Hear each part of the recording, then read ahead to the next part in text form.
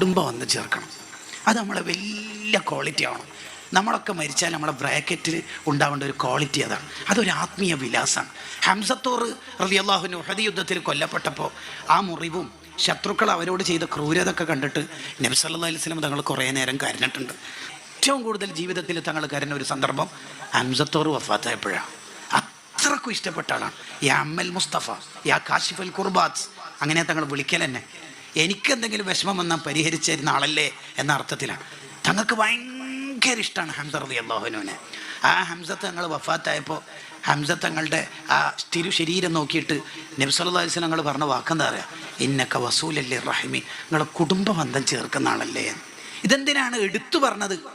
ഇബ്നു ഹജർ തങ്ങൾ അസ്നൽ മത്വാലിബ് ഫീ സുലത്തിൽ അർഹാമി വൽ അഖാരിബിൽ പറയുന്നുണ്ട്. ഇത് എടുത്തു പറയാനുള്ള കാരണം ഒരാൾക്ക് ജീവിതത്തിൽ വേണ്ട ഏറ്റവും വലിയ ക്വാളിറ്റി അതാണ്. കുടുംബം എന്ന് പറഞ്ഞാൽ കുടുംബമായിരിക്കണം. മൂത്തമ്മ, ഇളയമ്മ, ഇളയപ്പ, മൂത്താപ്പ, അമ്മാവൻ, അമ്മായി,